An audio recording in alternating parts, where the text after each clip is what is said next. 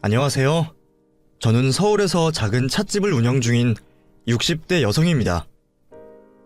사연 시청자 여러분들 너무 반갑습니다. 사실 저도 이곳에서 매일 사연을 듣는 열혈 애청자인데요. 여태껏 듣기만 하던 제가 오늘 이렇게 사연을 보내게 된 것이 감개무량하네요. 저도 사연을 듣다 보면 제 속이 탈 만큼 안타깝고 속상한 사연들도 많지만 그래도 그분들 인생에 결국 행복이 찾아오는 것 같아 매번 다행이라 안심이 되기도 했거든요. 근데 벌써 60이 넘은 제 나이에 저는 살아가는 일은 왜 이리 매번 어렵기만 한지, 그동안 저는 사연을 보내더라도 속상하고 기구한 사정만 줄줄이 읊게 될까봐 차마 용기를 내지 못했었죠. 예전에는 왜 나한테만 이런 일들이 벌어지는지 하늘이 야속하다 싶은 생각도 많았습니다. 그렇다고 어떻게 하나요? 사는 게 다 그런갑다 생각하며 버티고 있어야 했죠. 그러면서도 다른 사연자들이 고생 끝에 빛을 보고 좋은 일들이 생기는 것을 보고 늘 부러워만 했었습니다. 그랬던 제게 몇십 년 만에 기적이 찾아왔다 하면 믿으시겠나요? 사실 당사자인 저 역시도 쉽게 믿을 수가 없었고 아직까지도 마치 꿈을 꾸는 듯한 기분입니다. 그래도 좋은 일이 있으면 우리 사연 가족 여러분들과 나눠야 하는 게 아니겠어요? 그래서 오늘은 사연 많았던 제 인생에 어떤 행운이 찾아왔는지에 대해 얘기를 해보려 합니다. 그럼 여러분들도 모두 내 주변 사람의 얘기라 생각하시고 저의 이야기를 들어봐 주세요. 제가 지금은 서울에서 살고 있지만 제 고향은 공기 좋은 산골 마을이었습니다. 속리산 자락이 지나치는 어느 동네에 셋째 딸로 태어난 저는 날 때부터 그리 좋은 팔자는 아니었던 것 같네요. 첫째 오빠는 장남이다 보니 집안의 기대와 관심을 독차지했고, 둘째 언니는 장녀라 살림 미천이자 어머니의 든든한 지원군이었습니다. 제 밑으로 남동생은 아들로서, 어린 막내로서 예쁨을 받는 게 당연했겠네요. 하지만 중간에 끼어 이도저도 아닌 저는 누구의 관심도 받지 못했죠. 예전부터 늘 손이 느리고 둔한 탓에 식구들에게 타박도 많이 받고 매일 쥐어박히지 않는 날이 없었어요. 그래서 저는 집에서나 밖에서나 많이 주눅이 들어 있었어요. 어려서부터 식구들한테 쓸모없다는 소리를 워낙 많이 들어서 그런지 저는 밖에서도 의사표현 한번 제대로 못할 정도로 성격이 참 소심하고 조용했습니다. 그 시절에 그런 성격을 이해해주는 일이 어디 흔했나요? 바보 아니냐는 소리를 들으면서 제 스스로도 저를 한심하게 생각하곤 했죠. 그래서 그러셨던 건지 저희 부모님은 제가 20살이 되자마자 저를 다른 동네로 시집을 보내버리셨습니다. 어디로 가는 줄도 모르고 엄마 손에 잡혀 끌려간 곳에서 남편 될 사람을 처음 만났죠. 남편 옆에 앉아 계시는 호랑이 같은 시어머니를 보자 저는 당장이라도 도망을 가고 싶었습니다. 초면이라 그런지 나름 웃는 얼굴인데도 시어머니 심성이 얼굴에 다 보였거든요. 쭉 째진 눈에 양볼에 두툼한 심술보까지. 아무리 선입견이라 생각하더라도 확실히 좋은 인상은 아니었던 것 같네요. 앞으로 제 인생이 어떻게 흘러가게 될지 아마 저는 그날 예상할 수 있었던 게 아닐까 싶습니다. 울고 불고 시집가기 싫다는 제 말에도 부모님은 억지로 저를 시집 보내셨어요. 2살 위 언니는 여직 집에서 끼고 들면서도 이제 막 20살이 된 나를 왜 출가시키려 하는 건지 저는 내심 잘 알 수 있었습니다. 솔직히 그래서 그냥 다 자포자기 했던 것도 같아요. 식구들한테 예쁨 받지는 못했어도 그래도 하나뿐인 가족이고 내 인생의 전부라 생각했었는데 나를 짐짝 취급하며 어떻게든 떨어내려 하는 걸 보니 소심하고 난 미워할 줄 모르던 저도 배신감이 느껴졌어요. 그렇게 20살 그 어린 나이에 남의 집에 팔려가듯 시집을 가게 된 저는 그 뒤로 인생이 꼬여버렸던 것 같습니다. 시어머니는 첫인상만큼이나 참 악독한 분이셨고 중매로 만난 남편도 제게는 애정도 관심도 없었습니다. 그렇게 결혼해서도 잘 사는 사람들도 많던데 저는 어찌 인복이라는 게 참 없는 사람인가 봅니다. 늘 듣던 구박이라 시집가서도 별반 다를 게 없다 생각했던 저는 차원이 다른 폭언과 구박을 당해야 했고 매일 고된 시집살이에 시달릴 수밖에 없었습니다. 나이 많은 남편 역시 제 울타리는 되어주지 못했고 뭐라는 건지 늘 공사다망했죠. 남편이 그러는 동안 집에는 시어머니와 저 둘뿐이었고 저는 혼자서 하루 종일 쉴 틈 없이 집안일과 시어머니 시집살이를 견뎠습니다. 이미 결혼은 해버렸고 힘들다고 도움 구할 친정도 다른 가족도 없으니 그곳이 아무리 괴롭더라도 버티고 있을 수밖에 없었어요. 정말 재주라도 있었거나 성격이라도 있어서 도망이라도 쳤어야 하는데 말이에요. 그땐 저도 너무 어렸고 약하기만 해서 버티는 것 말고는 방법을 몰랐습니다. 그렇게 매일 버티는 동안 저는 첫 아이를 가지게 되었어요. 시어머니는 3대 독자 집안에 시집왔으니 당연히 아들을 낳아야 한다며 몇 번이고 당부를 하셨고 저는 혹시나 딸을 낳으면 어쩌나 몇 달을 불안에 시달려야 했습니다. 천만다행으로 아들이 태어났고 떡두꺼비 같은 장손이라며 좋아하시는 시어머니와 남편을 보며 나도 이제 식구로 인정을 받으려나 기대를 품었죠. 하지만 그것도 저의 헛된 꿈일 뿐이었습니다.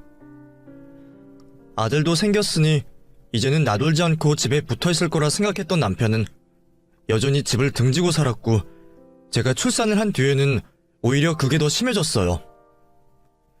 출산 직후 늘어진 제 배를 보며 짜증을 팍 내더라고요. 아마 집에 있는 아내는 자기 집 종이라 생각하고 밖에서 다른 예쁜 여자를 만나고 다녔던 모양입니다.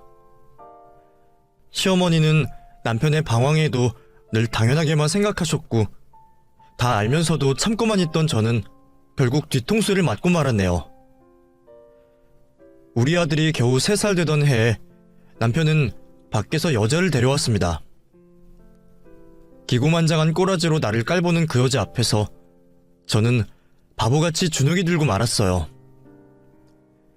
내가 바보 같은 것을 누구를 탓할 수 있겠냐마는 참 인간들이 해도 너무한다 싶더라고요. 당당하게 이혼을 요구하는 그 사람들 앞에서 저는 다 필요 없으니 아들만 데려가겠다 말했습니다. 그랬더니 시어머니는 저더러 남의 집 장손한테 손대지 말라며 그 길로 저를 쫓아내시더라고요. 내 속으로 10달 품고 내가 힘들어 낳은 내 새끼더러 남의 집 장손이랍니다. 그렇다고 제가 새끼 포기하고 어떻게 살겠어요? 매일 시댁 문 앞에 죽치고 앉아서 내 새끼 내놓으라 울부짖었습니다. 그랬더니 사람들까지 불러서 저를 쫓아내대요. 다시 찾아오면 평생 애 얼굴도 못 볼 생각하라는 말에 겁이 나서 저도 그 짓을 멈췄죠. 그렇게 쫓겨난 저는 떨어진 곳에 새빵을 얻어 지내며 아들 얼굴만이라도 한번 보려 사정했습니다. 동훈이 아빠, 제발 아이 얼굴만이라도 좀 보여주세요. 내 새끼 내가 못 만나는 게 말이나 돼요? 당신이 이렇게 하는 게 애한테도 안 좋을 거라는 생각은 안 해봤어? 집에 엄마가 있는데 밖에도 엄마가 있다 그러면 애가 혼란스럽지 않겠냐고. 내가 나만 쫓아고 이러는 거야? 당신이 데려가서 애를 잘 키우긴 하겠어? 여유 있는 우리 집에서 마음 편히 키우는 게 당신한테도 애한테도 좋아. 그러니까 제발 포기하고 네 인생 찾아 살아. 찢어 죽여도 시원찮을 전 남편에게 제발 아들 얼굴만이라도 보여달라 사정하는 제 심정이 어떨지 이해가 되시나요? 그럼에도 불구하고 그 인간은 제게 아이를 보여주길 꺼렸습니다. 그렇다고 애미가 어떻게 내 자식을 잊고 살겠어요? 저는 끈질기게 요구를 했고 돈을 모아서 변호사를 구할 생각까지 했어요. 근데 그것도 참 쉽지 않더라고요. 법은 너무 멀리 있었고 한푼 없이 쫓겨난 저는 당장 월세 낼 돈도 없었으니까요. 그래도 근처에서 살다 보면 언젠가 기회가 있을 거라 생각하며 살았습니다. 애가 걷기 시작하면 외출도 할 것이고 기웃대다가 그림자라도 보겠지 생각했죠. 그런데 어느 날 또다시 찾아간 제게 전 남편은 차마 믿기 어려운 얘기를 전했습니다. 당신 이제 동훈이 찾지 마. 동훈이 죽었어. 아무리 그렇다고 어떻게 애가 죽었다는 거짓말을 해요? 거짓말 아니야. 정말이야. 믿기 어려우면 납골당 가서 보고 오던가. 처음에는 당연히 거짓말이라 생각했죠. 내가 귀찮아서 별소리를 다 하는구나 싶어서 기도 안 찼어요. 그런데 전 남편이 집으로 들고 온 종이 한 장에 저는 주저앉을 수밖에 없었습니다. 그건 내 자식의 사망진단서였어요. 그걸 보고도 쉽게 믿을 수 없던 저는 전 남편이 알려준 납골당을 찾았습니다. 유골함에 새겨있는 아이의 이름 석재를 보게 된 저는 오열하다가 졸도하기까지 했습니다. 겨우 정신을 차리고 전 남편을 다시 찾아간 저는 아이의 죽음에 대해 들을 수 있었어요. 며칠 고열을 앓다 죽고 말았다 했죠. 그래도 시어머니가 장소는 끔찍이 생각해서 별탈 없을 줄 알았는데 그런 일이 벌어지다니 믿을 수가 없었습니다. 저는 당연히 전 남편과 그 여자에게 달려들어 난리를 떨었어요. 벌레 하나 못 죽이는 줄 알았던 저도 자식 일 앞에서는 정신이 나가버리더라고요. 결국 저는 폭행으로 고소를 당해 구치소에 잡혀 들어갔고 다음날 고소를 취하할 테니 동네를 떠나라는 전 남편 얘기를 듣고 겨우 풀려날 수 있었습니다. 그걸 고맙다 해야 하는지 모르겠지만 전혀 고맙지가 않았네요. 차라리 감옥 들어가 세상이랑 연이라도 끊고 싶었는데 그것마저 도와주질 않네요. 하지만 전 남편 말처럼 그 동네는 떠나야 했습니다. 이미 그 작은 동네에 미친 여자로 소문이 파다하게 나서 집주인과 일자리를 줬던 사장님까지 저를 내쫓아버리셨거든요. 결국 아무데도 갈 곳 없던 저는 진보다리 하나 들고 정처 없이 길을 걸었습니다. 이미 자식까지 죽어버렸는데 제가 살아갈 이유가 뭐가 있겠냐 싶어 넋을 놓고 살았던 것 같아요. 산길을 걸어 올라가기도 하고 빈집에서 잠을 청하며 정처 없이 떠돌아다녔죠. 죽고 싶다 생각했는데도 사람 목숨이 참 즐기더라고요. 그렇게 모든 걸 포기했던 저는 제 삶을 붙들어주는 한 사람을 만나게 되었습니다. 참 착한 사람이었어요. 일면식도 없는 저를 돕겠다고 물심양면으로 나서는 모습을 보면서 저는 참 복잡한 감정을 느꼈습니다. 내 가족도 내 남편도 챙겨주지 않았던 나였는데 이런 사람도 있구나 싶어서 말이에요. 그런 관심을 받고도 인생을 포기해버린다면 저도 도리가 아니죠. 그래서 저도 마지못해 살아가게 되었습니다. 정붙일 곳 하나 없던 제가 그 사람에게 기대며 삶의 희망을 틔워보게 되었네요. 고아로 자라 나보다도 가여웠던 그 사람과 저는 평생을 함께하기로 약속을 하며 둘이 서로 보듬고 사랑하며 살아가기로 약속했습니다. 부모 손에 억지로 한 결혼이 아니라 죽지 못해 버텼던 결혼 생활이 아니라 오로지 제가 선택한 사람이었어요. 반지하 새방의 열악한 환경이었지만 우리는 참 행복했습니다. 행복이라는 것이 가진 것이 많아 오는 게 아니구나 하는 걸 그때 알게 되었네요. 내 마음 편하게 해주고 기대고 정줄 사람이 있다는 게 제게는 천국이나 다름없었습니다. 남편은 제게 참 잘해주었어요. 자기도 부모 잃고 힘들게 살아왔으면서 자식 잃은 제 처지를 누구보다 안타까워했어요. 나를 행복하게 해줄 수 있다면 뭐든지 하겠다고 말하는 그 사람을 더 행복하게 해주고 싶었던 저는 남편을 위해 아이를 낳기로 결정했습니다. 사실 제게는 어려운 일이었어요. 먼저 자식 보낸 어미가 어찌 자식을 잊을 수가 있겠나요? 남편은 그런 저 때문에 둘이서만 살아도 된다 해주었지만 저는 남편에게 더 큰 기쁨을 주고 싶었습니다. 결국 저는 먼저 보낸 자식은 기억에 묻어두고 새 가정에 충실하기로 마음을 먹었고, 사랑하는 남편과의 사이에서 2살 터울의 딸 하나, 아들 하나를 낳고 새 출발을 시작했습니다. 너무 일찍이 결혼하고 이혼을 한 탓에 재혼을 했어도 제 나이는 보통 엄마들과 다르지 않았습니다. 그래서 주변에서는 제가 재혼인 줄도 모르고 저도 별말 없이 살아갔죠.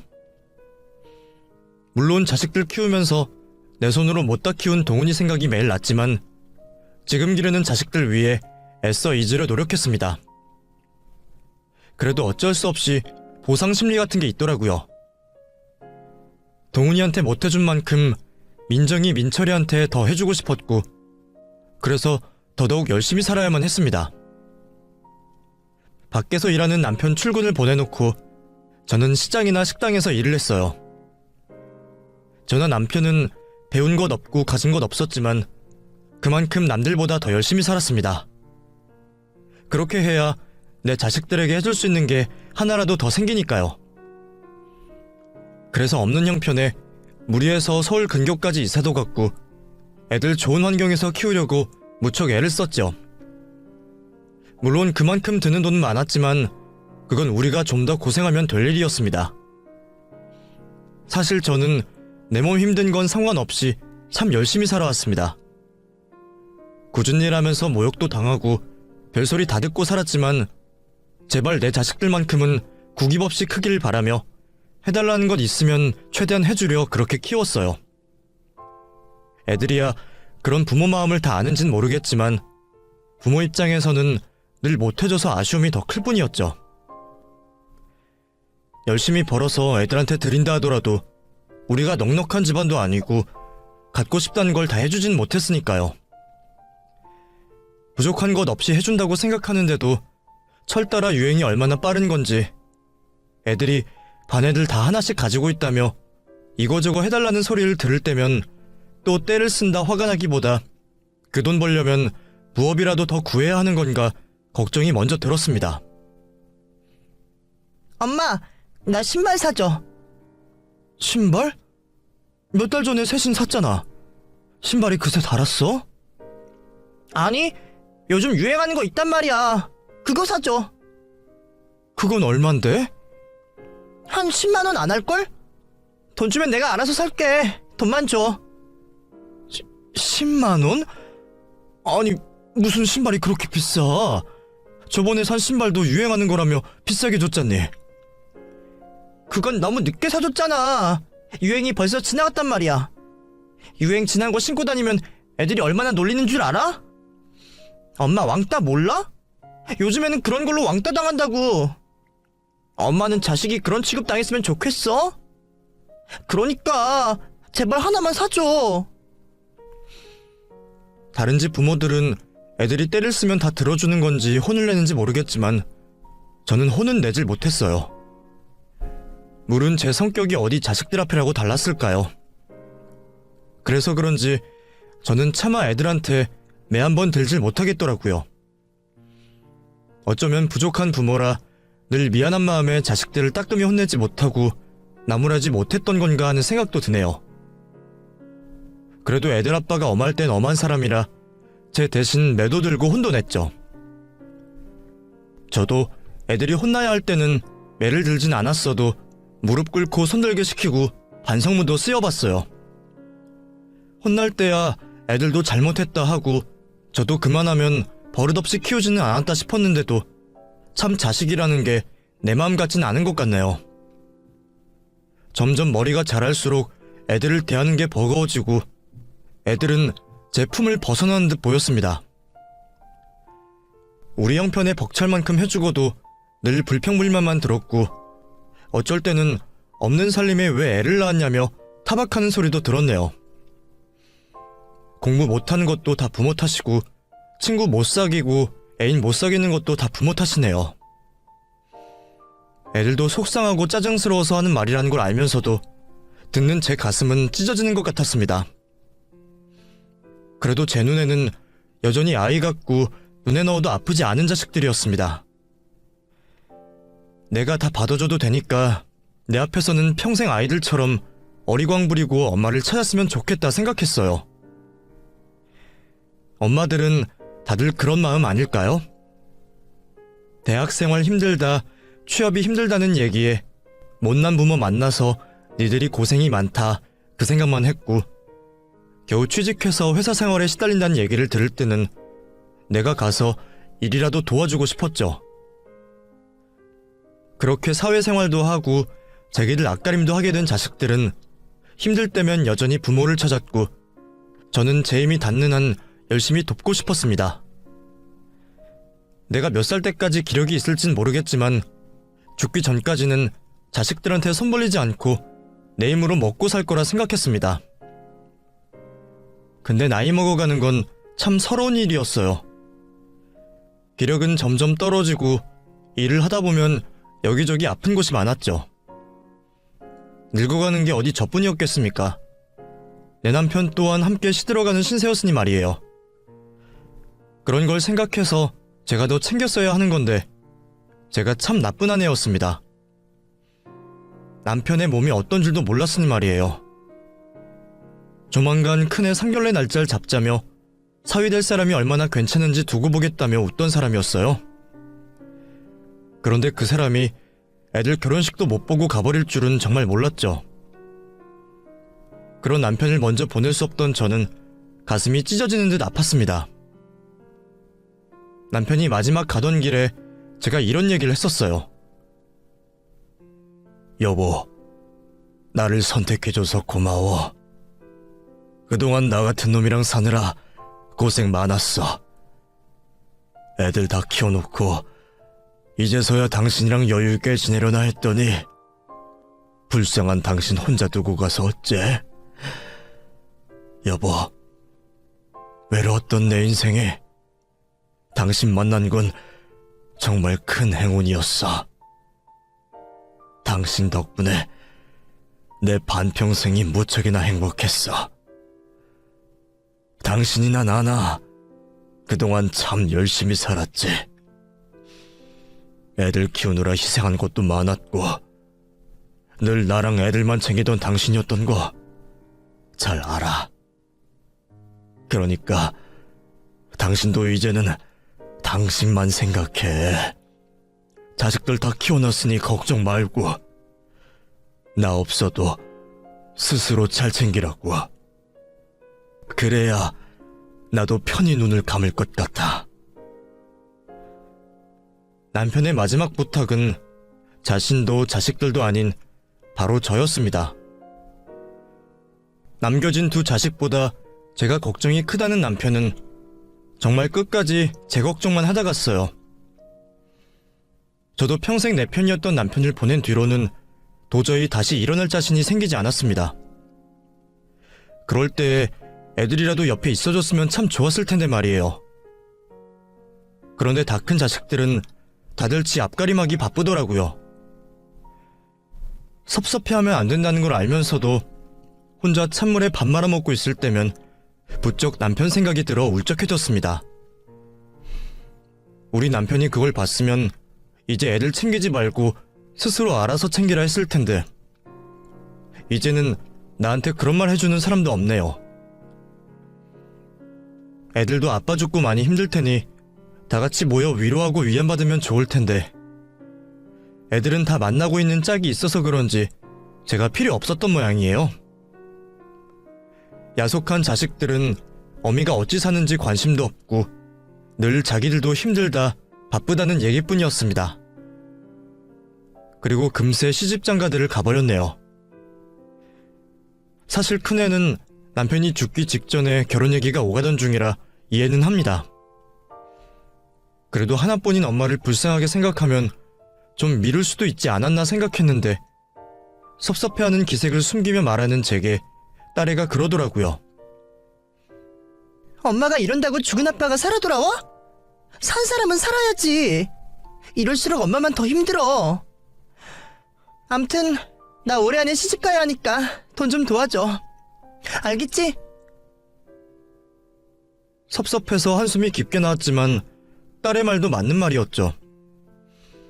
나무라는 애들 말을 듣다 보니 내가 너무 미련이 많은 사람인가 보다 하며 자식들 앞에서는 더 이상 힘든 내색도 못했네요.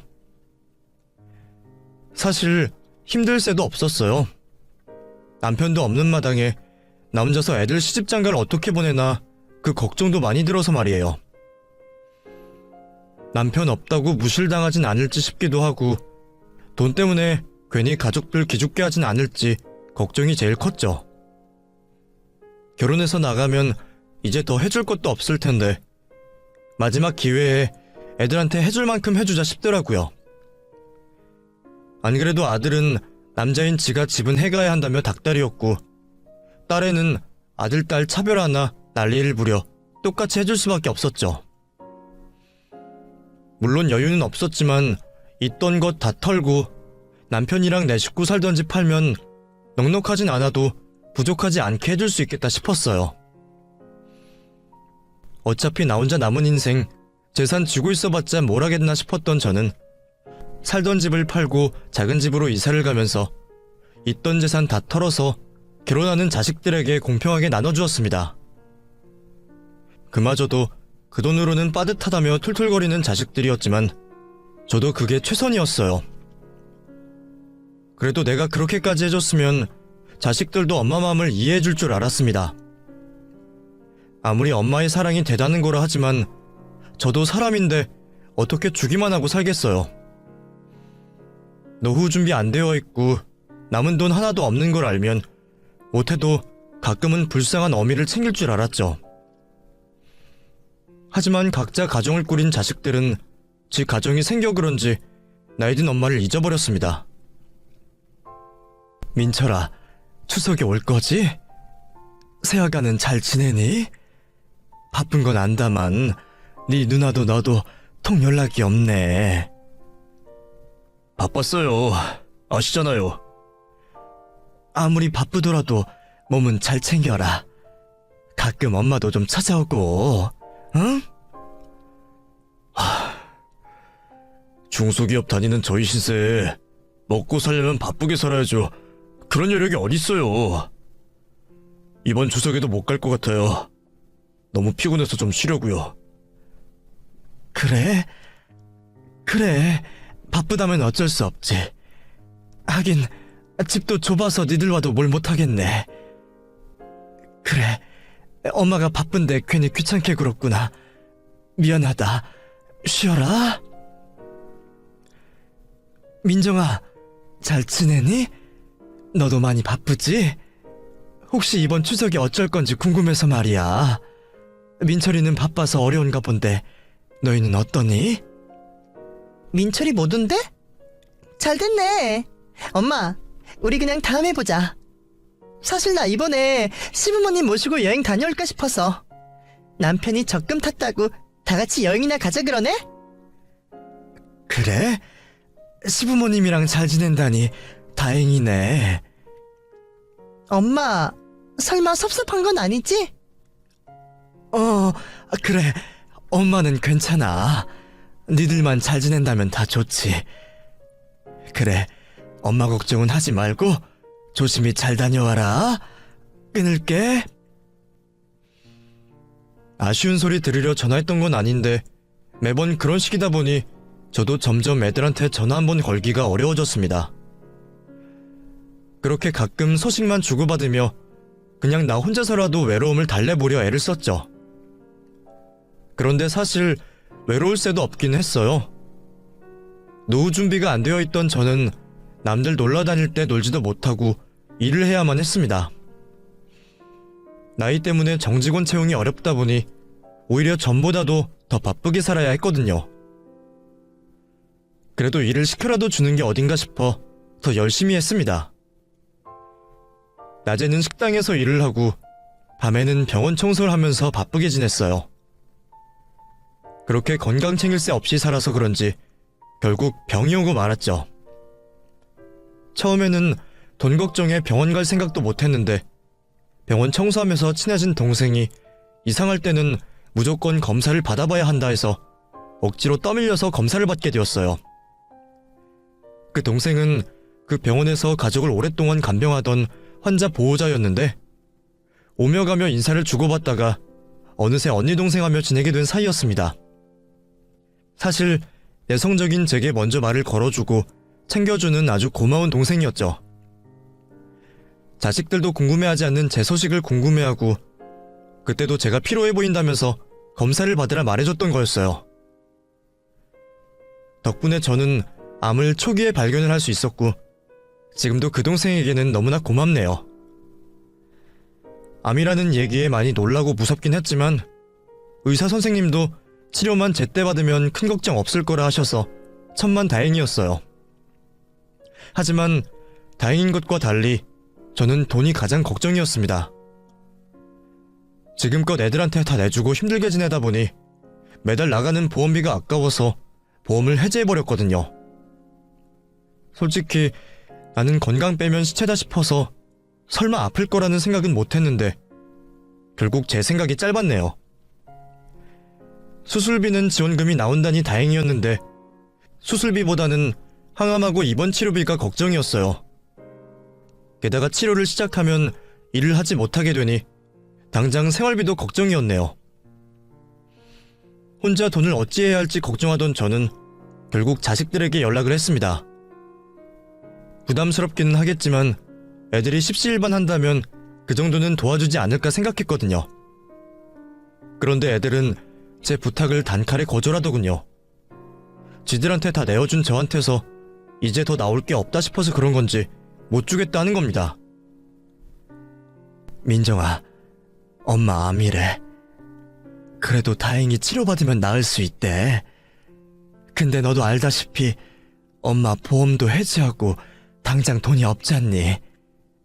그래서 말인데 니들이 엄마 좀 도와주면 안 될까?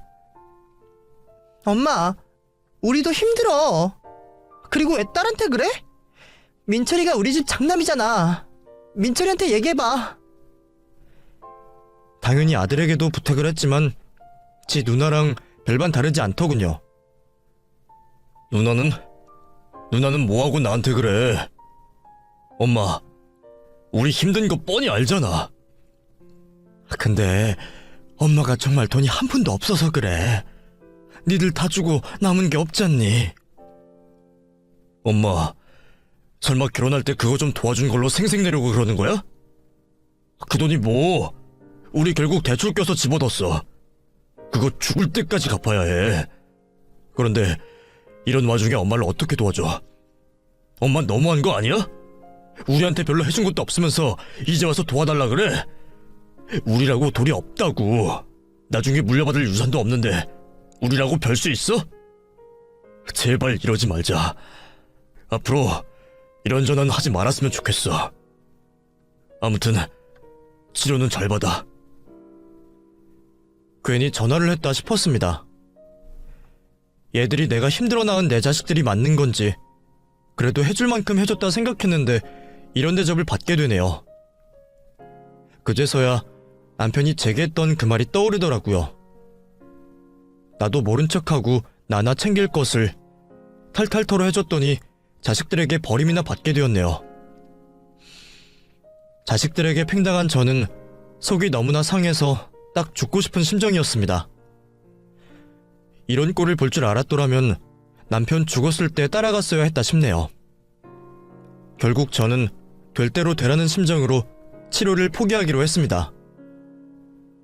어차피 돈도 없고 살 이유도 없는데 치료받아서 뭐하나 싶었죠. 그런데 그런 제 사정을 아는 건지 저더러 검사받으러 했던 그 동생이 저한테 먼저 묻는 겁니다. 언니, 치료는 언제 시작해? 자식들이 도와주겠대? 나 그냥 포기하려고. 내가 인생 살아서 뭐하나 부질없다. 그게 무슨 말이야? 치료만 받으면 살 수 있다는데 왜 그래? 내 사정을 물어주는 유일한 사람 앞이라 그런지 저도 모르게 그 동생에게 하소연을 시작하게 되었네요. 그렇게 저는 그 동생에게 지나온 제 인생 얘기를 늘어놓았습니다.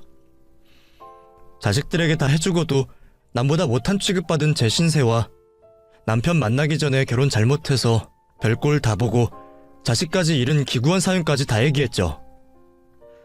사실 그동안 살면서도 평생 남들에게 해보지 못한 말이었는데 어떻게 그 동생 앞에서는 술술 나왔는지 모르겠어요. 눈물을 훔쳐가며 제 얘기를 듣는 그 동생에게 혼자 간직했던 일찍 떠나보낸 제 아들 사진을 보여주었습니다. 그런데 그걸 본 그 동생이 갑자기 모르는 얘기를 하는 거예요. 어머, 언니가 춘원이 엄마였어? 그게 무슨 말이야? 춘원이라니. 우리 아들 이름은 동훈이야. 언니, 나 이 사진 주인공 알아. 아니, 이런 옛날 사진이 어디 흔해?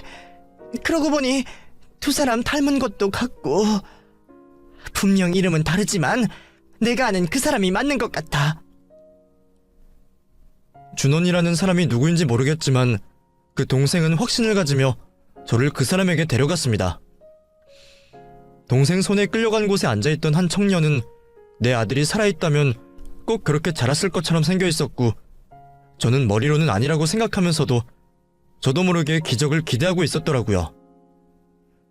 그런데 그 준원이라는 청년이 제게 자신의 사연을 들려준 순간 저는 그 자리에 앉아 오열할 수밖에 없었습니다. 어머니, 저 동훈이에요. 준원이라던 그 사람은 원래 이름이 동훈이었어요. 준원이라는 그 이름은 자기가 성인이 되어 개명한 이름이었더군요. 우리 아들과 똑같은 생년월일과 전남편의 이름 석자까지 분명 제 아들이 맞아 보였습니다. 하지만 죽은 걸 제 눈으로 봤던 탓에 쉽게 받아들이기 어려웠죠. 그런데 기가 막힌 것이 알고 보니 그게 다 전남편의 계략이었던 모양이에요. 제가 동훈이가 죽었다고 생각한 것처럼 동훈이는 제가 죽은 줄만 알고 살았답니다. 아버지는 어머니가 일찍 돌아가시고 재혼을 하셨다고 하셨어요. 그래서 저는 어려서부터 새어머니와 동생의 눈치를 보며 살아야 했죠.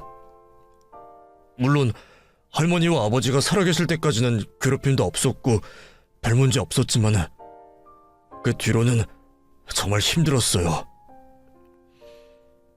동훈이는 담담한 표정으로 자신의 고생담을 얘기했습니다. 그래도 다행히 할머니와 아버지 있을 때까지는 장손 대우 받으며 부족함 없이 자랐다 하더군요. 그러다 중학교 시절 할머니가 돌아가시고 몇 년 뒤 아버지까지 죽고 나서는 낙동강 오리알 신세가 되어버린 겁니다. 새엄마라는 그 여자가 내 아들을 쫓아내버린 것이었죠. 그래봤자 애도 겨우 고등학생이었으니 그 여자 앞에서 무슨 수가 있었을까요?